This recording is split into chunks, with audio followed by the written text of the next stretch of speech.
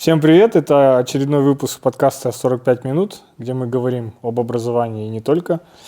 Сегодня у нас очень интересный гость из Норвегии, Ойстейн Кристиансен, который является всемирно известным художником, карикатуристом, автором нескольких телешоу для детей с общим охватом более 300 миллионов, которые вышли в более чем 80 странах мира.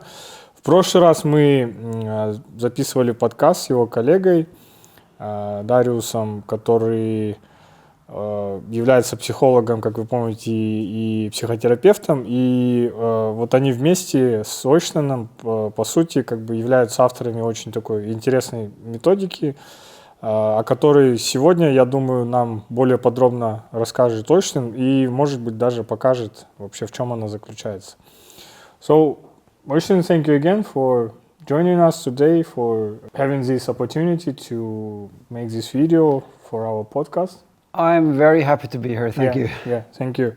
So we discussed last time with Darius that actually the psychological issues, especially with kids nowadays, can be very effectively resolved by drawing, by artistic things, But in general, for example, I'm not very good at drawing, to put it mildly. Is it really important for every person to be able to draw? How do you think? I think so, but when it comes to drawing, a lot of people think of it as art. And then they maybe think of a museum. They go into an art museum and they see the masters. Whoa, big, beautiful paintings. And they think, I can never do this. I don't have the talent for this. That's not what I mean by learning to draw. Drawing is a simple tool. And just like you can learn how to type, or you can learn how to cook soup, you can learn how to draw. In fact, you can do it in one day, or you can do it in a weekend. So it's not hard to reach the level where you can use drawing as a tool for your thinking. My claim is that drawing is a tool for life.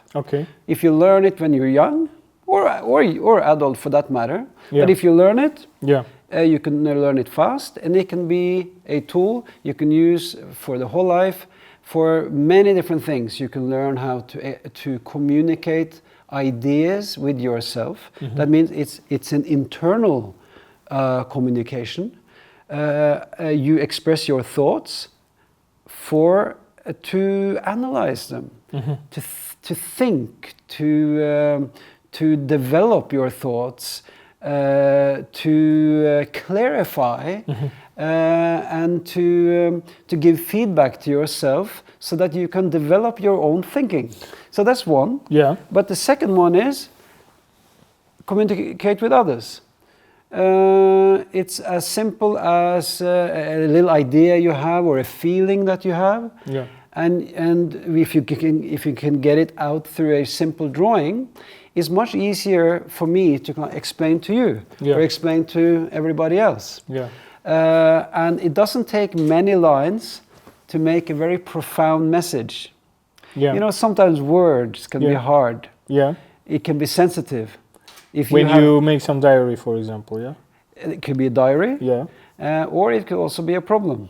For children, if they carry problems inside, carry bad feelings, a very simple drawing, just a few lines, maybe a circle, maybe a little face, can say a lot about how you feel. So learning how to draw doesn't mean you have to be an artist. It only means you learn a tool that will help you throughout your whole life. So it's actually more about expressing your thoughts, your ideas, or maybe your anxiety, through drawing. Feelings. So it's some basic skills how to draw. And that can be just like an ABC. It's not more harder than learning letters. Because you just some very simple shapes. You know, like a B is a simple shapes. Same thing. You take the same shapes. But maybe you put on eyes. Maybe you put on smile. And all of a sudden you have a drawing. And so to start communicating in drawing is as simple as learning ABC. Yeah, okay. But how could you convince children to study this even simple basic skills in drawing? Yeah, because nowadays we have this digital age with advanced technologies. Yeah, with internet resources, AI things. Yeah. Yeah. So how to convince them that actually drawing is important? I mean, kids. It's a challenge. Because everything digital is so seductive, it's like candy. Yeah. Let's say you say to a child, it's better to eat apple than to eat chocolate or candy. Yeah. Because candy is so, yum, yum, yum, yum, yum, it tastes so nice. Yeah. Same with social media, internet, YouTube, so easy to take it in. So of course it's a challenge, but it's possible, and I do it all the time. Okay. Yeah. And you have to make drawing fascinating. You have to show how drawing is fun. It's like playing a fantastic game, or it's something that you can express things that digital media cannot do. Yeah. So you have to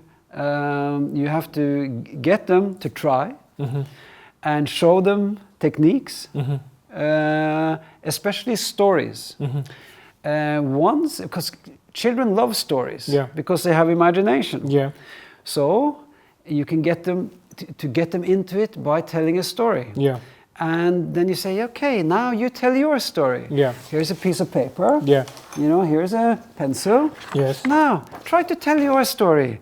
You know, and once they start, they discover it and they want to continue. Yeah. So I find that yes, it's a challenge. Yeah. But it's fully possible, and there are many techniques I have developed a lot of getting them to discover this treasure of communication. And another thing, children today, they become easily addicted, like I said, to the digital media. Yes. And they fall out of focus. Because when they flip, or this way or this way, you know, they flip, it's new things the whole time. Yes. More videos, more jokes, more funny stuff, more movies, whatever. And they flip, and they can't get enough. Yes. There's an addiction. Yes. Now, a drawing is the opposite. Because a drawing, you need to do it slowly, step by step, one line at a time. So I can look at something here, and I put one line, and I look again, I put the next line, I look again, I put the next line. Okay, this is an umbrella over there. But what I'm saying is that once they start to find, lower the pace, and they see that they can do it, they discover, hey, I can do it. It looks good. Yeah. They find a new focus, and they find the calm and the peace that is a bit different from them, for them. So that they soon realize that this is one experience, this is a different experience, and they can learn that they enjoy this. So it's a fantastic way of getting children to step back, find calm, find focus, and to develop patience. But how to make this more enjoyable? I mean, drawing to be more enjoyable than looking to TikTok or YouTube. Yeah. Can you make some advices, for example, for parents, of primary school children? Yeah. How to actually make this. They have to do the exercise. Yeah. To discover it for themselves, because it's like everything must be tried to be discovered. So you have to, I think the best I can advise is family together. Find some time to do it together as a family. To draw together? Yes. One picture, I mean, the same, or every person should draw something different? It's many different approaches, many different ways to do it. Okay.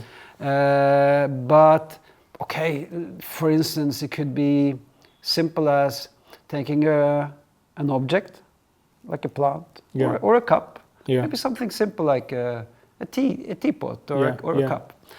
Something everybody knows, or the children knows. Okay, now, mommy, daddy, child, let's draw together. Mm-hmm. Okay, we're gonna do this cup. So, slowly, it's quite important. Come down, slowly. Look at the top. It's a circle, but it's not a perfect circle. It's more a circle like this type of circle. Like oval, yeah? Yeah. Okay, so we got that. Okay, next, straight down. And then you gradually, you build this up, and you see, hey, this is a cup, you know, and then I think children will really enjoy to have the parents' attention. You know, they will like that. Yeah. And they will like the fact that they're doing something together as a family. Yeah.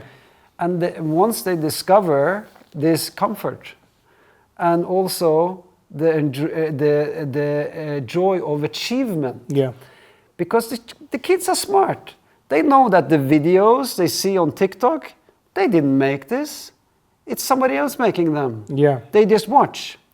But this, they made themselves. Yeah. And kids are always very proud of something they have achieved themselves. You know? Yeah. So once they discover this joy of, hey, look, I did this, they will develop the interest. Yeah. And so whenever children also get tired. Yes. And it's TikTok, TikTok, TikTok. They get tired. Yeah. And they miss this. They want to go back to this. In Norway, I have big workshop, very big workshop with I can take 100 people in one time. Yeah. And families sit down and they do this. Yeah. They draw. They make things out of cardboard and junk, you know, sculpting with stuff. All the stuff that I teach them. And sometimes they are there for hours. And they say, this is so enjoyable because we are so tired of the digital stuff the whole time. Yeah. The iPad and the iPhone and all that sort of stuff, it becomes very stressful. And kids feel it too, the stress. Yeah. The people out there trying to influence them, trying to sell them, or friends that are nagging. Yeah. Or having bad, bad comments, digital attacks. Yeah. So the families and the kids say to me, "This is so enjoyable to sit and do something different." So I think that very much it starts with the parents. Yeah. They must understand this by themselves, find some time to be with the child and do a simple art exercise. Yeah. And once you discover it, I think from there you will go on and develop it yourself.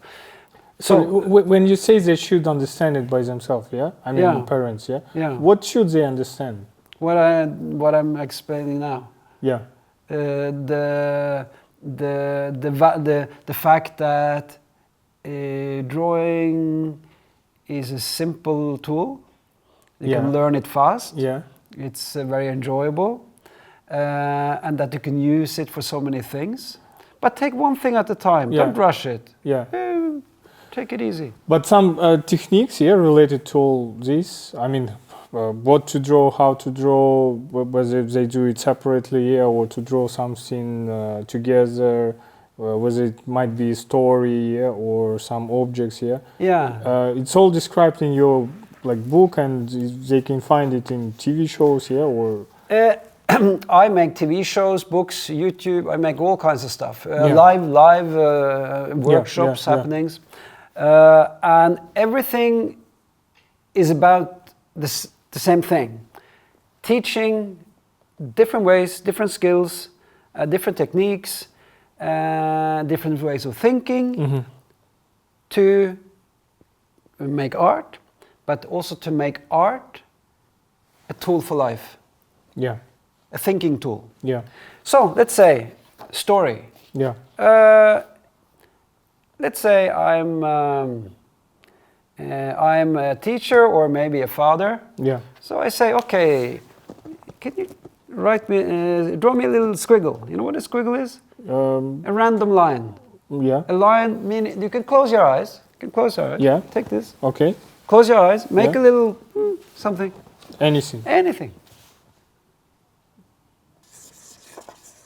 Oh, good. Yeah. Okay. Stop there. Very, very good. So you made this. Yeah. It's a random line, means nothing. Yeah.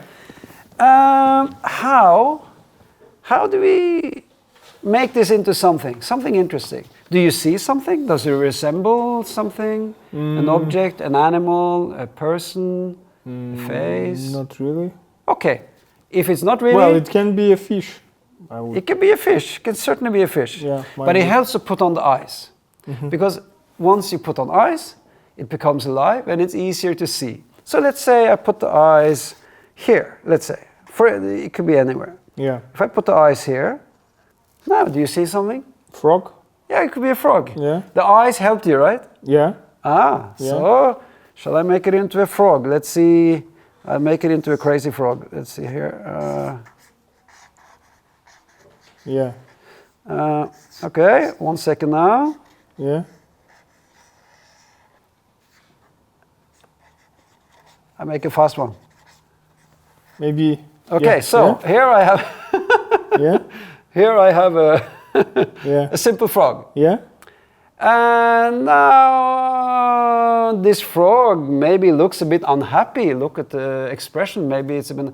So he needs a friend. Maybe he's lonely. He needs a wife. Yeah.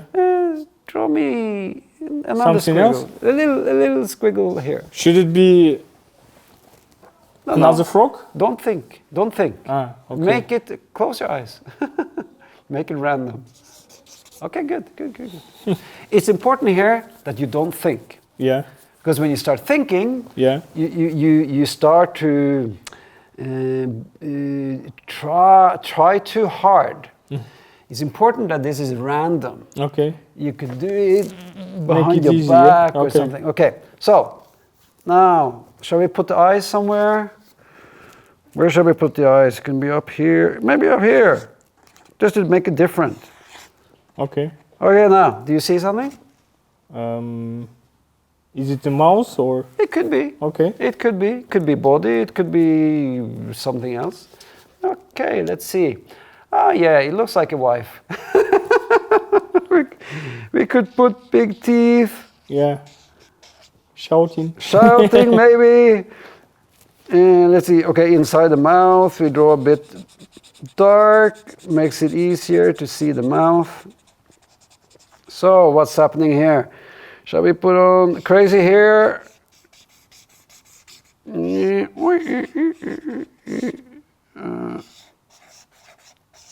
We have some crazy face there. Yeah. Is it a frog? It could be maybe something else. It could be anything. It doesn't look like a frog. So now we have the start of a story. Yeah. Because you got two things. Normally one thing doesn't make so much story, but if you have two, you're thinking, what's the relationship? This one, this one. It's a famous Russian fairy tale about frog and guy. And the guy. Yeah. She was actually sort of princess. Are they friends? She was a princess who actually she was like human, but because of this. Anyway, it's like famous fairy tale which you can actually draw about with your kids. Yeah. But that is the thing. You said story. It's fairy tale. Yeah. This is the start of a fairy tale. Yeah. So once you get the kids to play the game, so now we play the game, right? Yeah. But once you get the kids to this level, Yeah. they go crazy because they love to tell the story. And they go, oh yeah, this could be the friend, the knight, or the teacher, and this could be the blah, blah, blah, blah. And they start to go off. Okay. And they continue the drawing. Then you can continue. Hey, try this one. What does that look like? Is this the villain, the bad Yes, guy, yes. or something else? Yeah. And then you develop the story like Okay. this. So the drawing and the story start to go like this. Yeah. Then the feelings you have inside, Yeah. very often, Yeah. subconsciously, Yeah. comes out. Yeah. And that's the key to the emotional intelligence, is that this, you start to pour your feelings into what you're drawing. So it's not totally random what you draw and what story you make. Very often you tend to take what you feel inside and pour it into the story. Yeah. That's why when after doing these exercises with kids, it's easier to understand how they feel. Mm-hmm. And you can also maybe discover if your child needs some extra help, if they have fear. You mean psychological anxiety. Yeah. things? Yes. But how to identify them? Through looking at the picture, the story. Is there something there that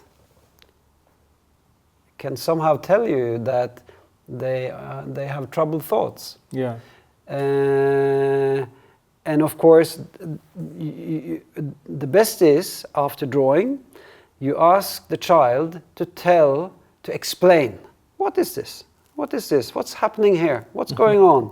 Because as they tell the story about their drawing, mm-hmm. they very typically will slip in clues to how they feel. Yeah. So they the drawing will tell plus, you the truth, yeah? Yeah, the drawing plus that they they explain the story. Yeah.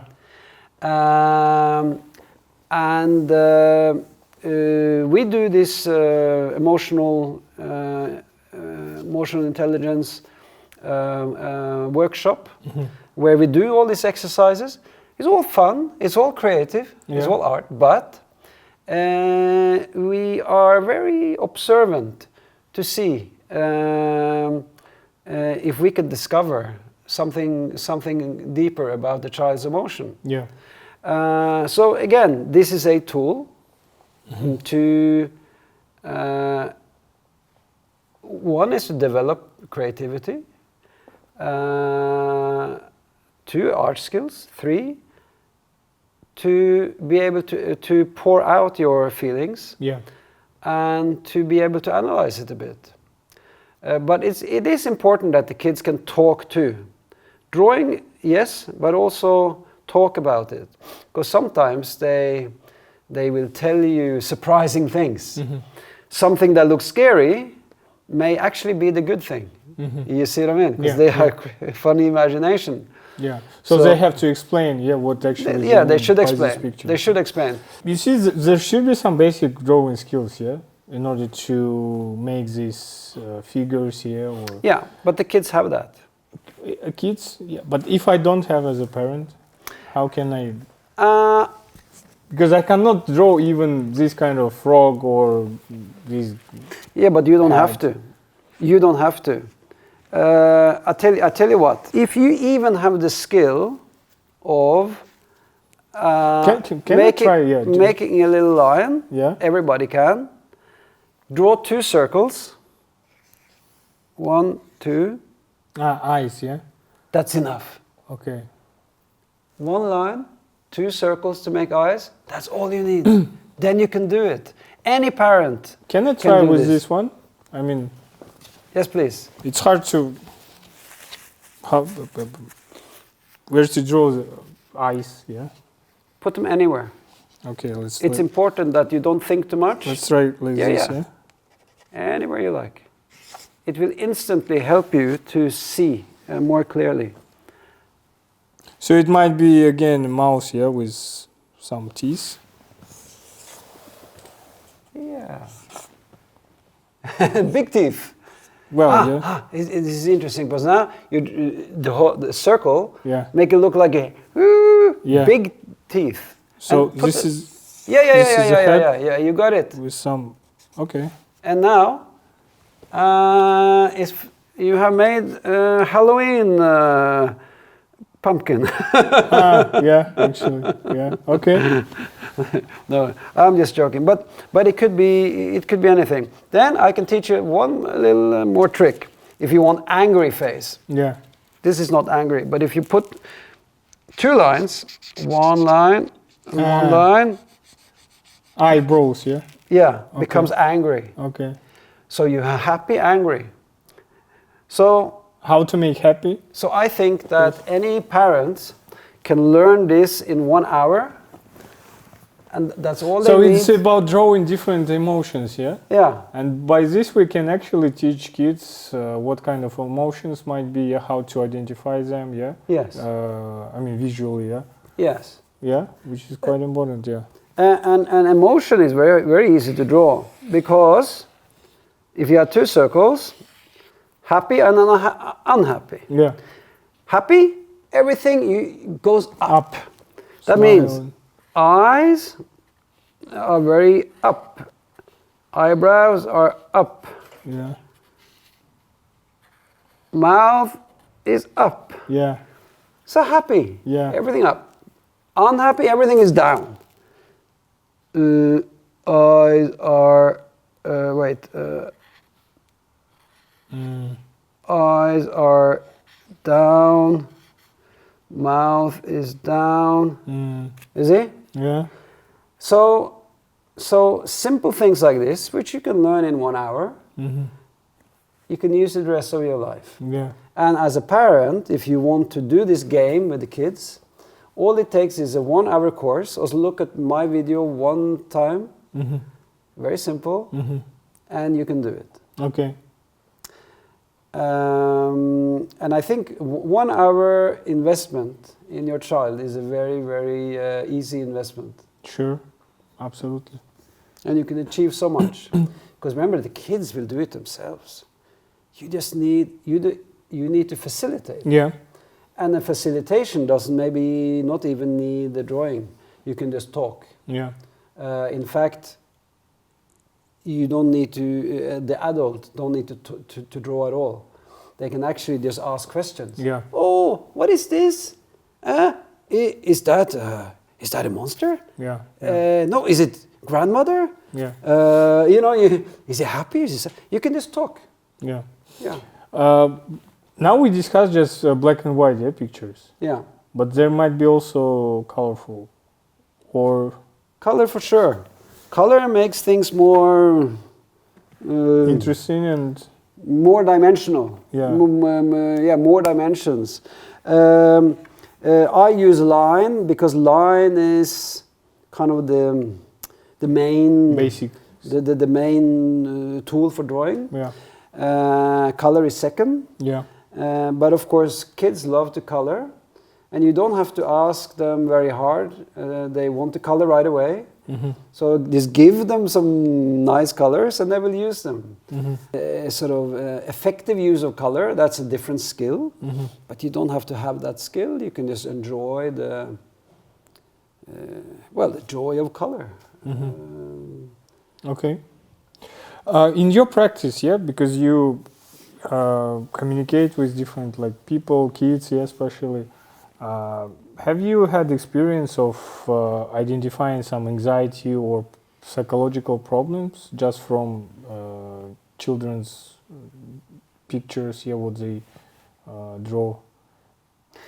Yes, I have. Of course, in my work with Darius and emotional intelligence, we've had many strong experiences, both with adults and with children of different age. Yeah. We know it works. We know it's a very effective way because, like I said, when you draw, you also focus. You slow down. You focus, and as you do that, you start to go into your memory. You start to go deeper into your memory to fetch things from the past. And as you do that, the feelings come out. But again, as maybe some couple of recommendations for parents, if they make all these things, What kind of pictures, or maybe part of the pictures they have to pay attention for in order to identify some psychological issues in their kids, if there are some basic things or which might be relevant to everybody, I can't say anything exact now because each drawing is unique, of course, and must be evaluated separately. But I can say that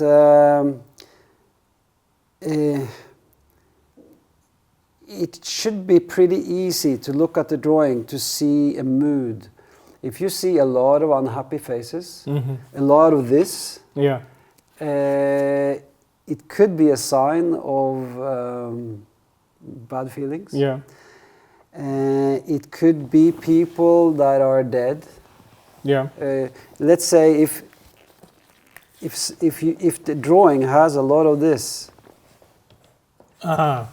people who lie down, maybe dead, maybe beaten, maybe, if there is tears. Children are very concerned with tears, crying. So if you have a lot of these drawings, they often draw these types of symbols. It could be a sign. I have done work with one organization in Norway, which is Norway's biggest center for traumatized children. Some have experienced sexual abuse. And sometimes these children, they draw things related to sex. And when you see that, children shouldn't understand this. But if they do, if they draw, oh, this is not a good sign. So you have to look for the clues. But there is no exact science to this. You have to evaluate.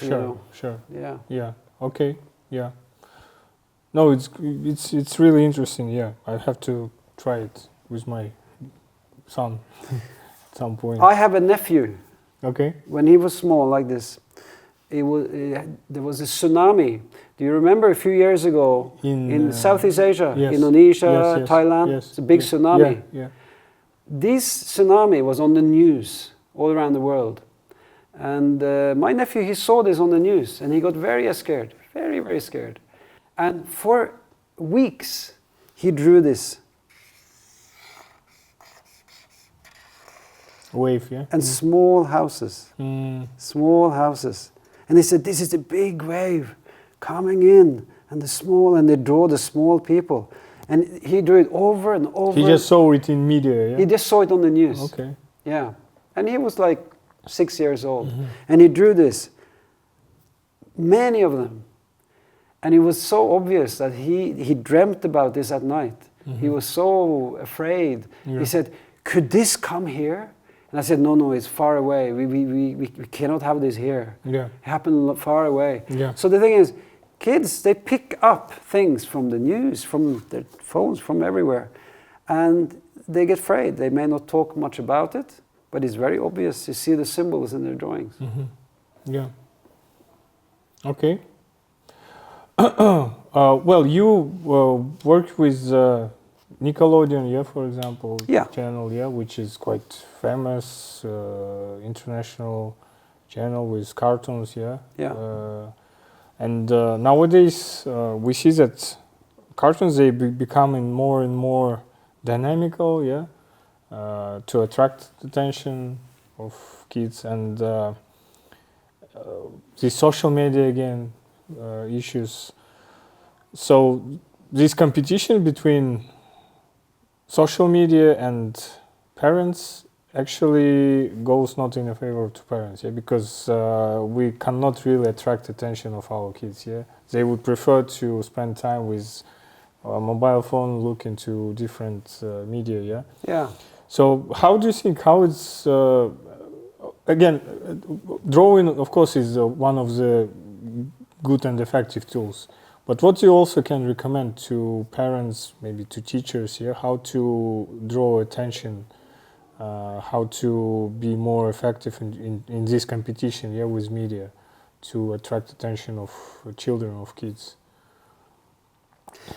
Well, I think certainly art is one answer. I think that it's important to do sport with the kids, outdoor activities. Yeah.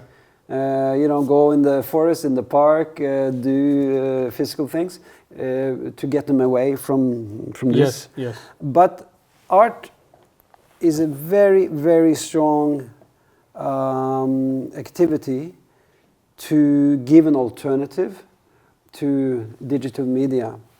Like I said, the family stuff. I do a lot of building. I use cardboard boxes or junk things that we find. And we make sculptures, we make different art, we paint, we use different media. Because it gives a totally different feeling. The feeling you have when you touch, you use your hand, you use your muscles. Yeah. Because digital, you don't need any muscles. Yeah. It's just like this. But when you have to, you gotta use your body. You feel different. Yeah. And the eye body combination, looking. Are children so interested in doing this physical stuff? When they discover it. But you know, as a parent, you must take responsibility. Yes. You cannot just let them do whatever they want. You must also say, okay, now we must schedule time. Maybe Sunday, let's say, is a good time. Okay, now family together. We must let's say we must have a meal. We must sit. We must be patient. We must eat the meal. We must talk. After the meal, we go to this table. We're going to do art. Yeah. And then you have some nice art material. Okay, now we are going to do this thing, whatever it is, and by taking charge of the child and the family situation, and you make them focus on something, they will discover it. And once they discover it, they want to do it themselves. Yeah.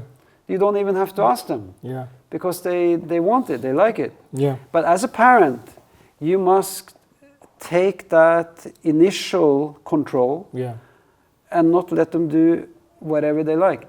It's like you also have to say to the child, please eat your apple, eat your fish, eat your vegetables. Because if you just every time let them choose between candy and the fish, they always take the candy. Sure. So it's the same thing. So there should be some. You got to take control.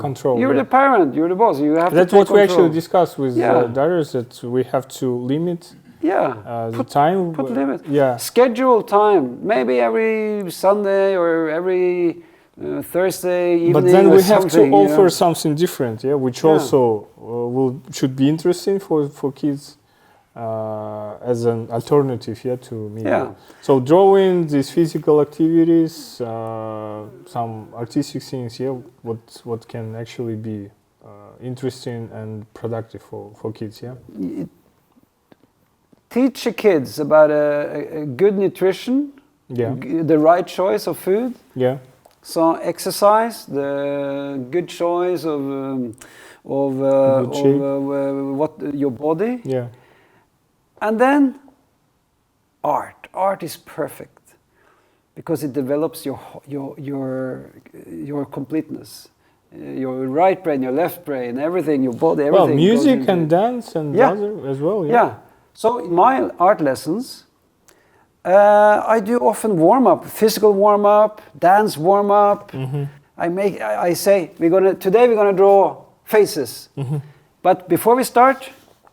What's their exercise of our face? And they enjoy that. Yeah. The kids have fun with that. Yeah. So you connect the body to the art. Yeah. Or warm up your fingers. Come on. Warm up your shoulders. And they enjoy that. And then you get into the art, and you know, it's fun. You get going. Yeah. And they discover that, hey, this is a different feeling than sitting just by the phone. Okay. Well, as I know, this is not the first time you're here in Kazakhstan, yeah? You've been here before? Second time. Yeah, this is the second time. You also have been to Tashkent, Uzbekistan, yeah? So other Central Asian countries, yeah? As a person who travel a lot, yeah, who's been to different countries, do you see some maybe difference between people in Central Asia, in Kazakhstan in particular, between them and other people? Is there any like things which may characterize people in Central Asia? Not really, not really. All people are the same, yeah. Yeah. Okay. Because I have worked in China, worked in India, in Europe, in America. I have worked in Australia, everywhere. And I think essentially we are all the same. Mm-hmm. There are small cultural differences, but not so much. The kids are very much the same. Yeah. They respond to the same stimuli, you know, the same things. The exercises that I use Norway, in China, two different cultures, but it works. But people draw the same kind of things, yeah? There is no big difference between what people draw in Europe, in Asia, in other small parts? Differences. There are some differences, but it's small. Mm-hmm. We are very, very similar. Mm-hmm. Certainly, we have different cultures, but when it comes to the basics, and now we're talking about the basics. Yeah, sure. You know, sure. The basics are the same. Okay. Okay. In Norway, they worry about the same things. The things you talk to me about: internet addiction, anxiety. Pressure, maybe from studies. These are global issues. It's global. Yeah. It's in Norway. It's a very different country from Kazakhstan. Yeah. But I tell you, these questions, same thing. Bullying is one of the biggest issues currently, not only in Kazakhstan. Yeah, I mean in schools. Yeah, bullying in schools is one of the acute problems. Yeah, I would say. So drawing, you think, also can help us, I mean educators, teachers, to identify this problem and to solve it, yeah?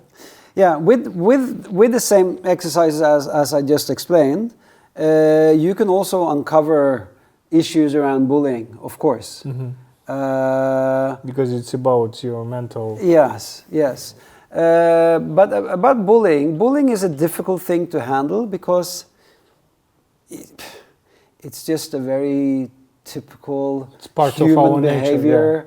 Is to, if you're big and strong, you use that, becomes your expression. I'm big and strong, so I can. You know, it becomes your way of being. Yeah. But I believe one way to fight bullying is that the kids learn to know each other better. You see, if you know someone, it's not so hard. It's harder to bully. Yeah, it's easy. Somebody you don't know, go and bully them. But if you know somebody, you start to have empathy. Yeah, you have something in common. Yeah. So I think to take big and small, young and old, get them to do things together, to know each other. So drawing can actually unite them, yeah? Why? Yes. Or art, for instance. But let's say a big guy who is maybe 12 or 14, and a younger boy who is maybe 10 or 9. Why should the old one protect the young one if they don't know each other? If they know each other, the old one will automatically want to protect the young one. So let's more interaction, more projects that big and small do together. Yeah. I'm very certain that this will help improve the bullying. No, here I agree. Yeah, that given some joint things to do. Yeah. Yeah, and here drawing also might be a good option. Yeah. I don't know if you have it in Kazakhstan. In Norway, we have this. What do they call it? They call it the like a mentor program of some kind. That means they take a younger kid and an older kid. Yeah. And they put them together. Say, you are now in mentorship. Yeah. The older one must mentor the young one. Yeah. That means you give the older one a special responsibility to look after that person. We have the same. Yeah. In our schools, It works. we actually make them collaborate with each other, higher grades with lower grades, doing joint projects. I believe in that. Yeah. Okay. Well, we have traditional rubric in our podcast with some traditional questions, some short questions with some short answers. Yeah. Okay. These questions mainly came from our students. Yeah. And we just want to know opinion of our guests about these questions. So why sit for 45 minutes in a class when Google can teach you in a minute? It's because being with other people have a value in itself. Yeah. So to the social gathering have a value in itself. Okay. But I do think that we must use Google or the digital media when at its right place. Okay. But not the whole time. Okay. Why do you do your homework yourself? What's the point to do your homework yourself if you have a GPT chat? Artificial because with intelligence. the GPD, you don't learn anything. Yeah. Somebody else will do it for you. Okay. You must learn. Yeah. Okay. It's like this. Why run if you have a car? Yeah. If you want to be good at running, strong legs, good heart, you gotta run. Good. Where and who do you see yourself in a year? In 1 year. 1 year. I am hopefully back in Astana. Oh, woo! Okay. I look forward to it. Good. Maybe not in November. Let it be a bit warmer, May. Yeah, May, okay. Yeah. Can you recommend a book? A book? Book. Of course. I recommend books here. I have this one, How to Get Great Ideas, really good book. Okay. And very handsome man, very good book. And also this book here. No, so, I mean... It's translated to Kazakh, one of... No, this is all in Norwegian. Yeah. I have English books, I have Norwegian. Not in Kazakh we translated another one, Not from one this. is coming. One is coming. It's not yet fully finished. Yeah. And movie. Recommend a movie? Yeah. Oh, a movie for kids or adults? Anyway.